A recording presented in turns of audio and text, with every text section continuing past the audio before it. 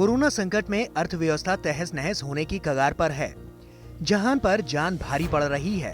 अब जरूर जान के साथ साथ जहान पर भी सरकार जोर दे रही है।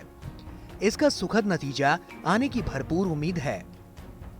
अभी तक आए तमाम रिसर्च और रेटिंग एजेंसियों के अनुमान के मुताबिक भी इस साल तो विकास दर गड्ढे में लुढ़केगी, लेकिन अगले साल ये फर्राटा लगाने को तैयार नजर आती है। इसकी एक बड़ी वजह भारत में चीन से बढ़ती नाराजगी के बीच आने वाले विदेशी निवेश को माना जा रहा है। ये एक मौका है, इसमें हमने जो आर्थिक सर्वेक्षण है, जो जनवरी के एंड में जो आर्थिक सर्वेक्षण आया था, उसमें हमने लिखा भी था assemble in India for the world, जो और उसमें जो हमने रणनीति बताई है नेटवर्क प्रोडक्ट इंडस्ट्रीज में असेंबल इन इंडिया करने का, तो वो उस रणनीति को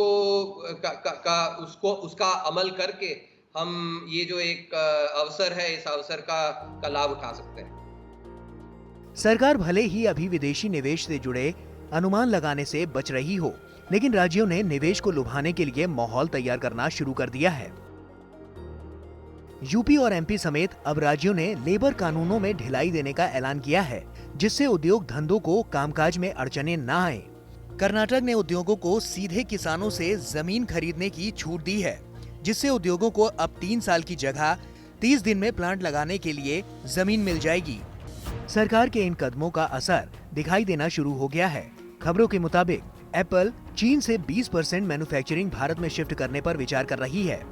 कॉन्ट्रैक्ट मैन्युफैक्चरिंग के जरिए भी एप्पल भारत में अपना रेवेन्यू बढ़ाकर अगले 5 साल में $40 अरब तक ले जाना चाहती है। एप्पल के अलावा भी ऑटोमेटिव, खिलौने, computer, robotics, electronics, packaging, footwear, garments जैसी कई इंडस्ट्री भारत आ सकती हैं। लेकिन अर्थव्यवस्था को चलाने के लिए केवल विदेशी निवेश के भरोसे रहने की गलती नहीं की जा सकती। भारत को अपना घरेलू औद्योगिक ढांचा भी दुरुस्त करना होगा। मिसाल के तौर पर हम गोवा के खनन उद्योग की बात कर सकते हैं। सुप्रीम कोर्ट के गोवा में सारी माइनिंग लीज रद्द करने के बाद से यहाँ के लोग परेशान हैं। कोरोना संकट के कारण गोवा के टूरिज्म सेक्टर का हाल पहले से ही खस्ता हो चुका है और आय का दूसरा साधन माइनिंग भी ठप पड़ा है, जिसके हाल फिलहाल खुलने की उम्मीद भी नहीं है। आंकड़ों के मुताबिक गोवा की कुल जनसंख्या 14 लाख है, जिसमें से तकरीबन 3 लाख लोगों को खनन उद्योग से रोजगार मिलता था। टूरिज्म के पूरी तरह से खत्म होने के बाद गोवा के पास रेवेन्यू का कोई जरिया नहीं है। गोवा के कुल रेवेन्यू में खनन की हिस्सेदारी करीब 35 अरब की है। ऐसे में कोरोना काल में टूरिज्म के बंद रहने से अब माइनिंग ही सहारा है। Tourism is gone out of the radar. The economy of this state is having no other avenues to get revenue. Right? So therefore, it is extremely important for restarting of the mining activity.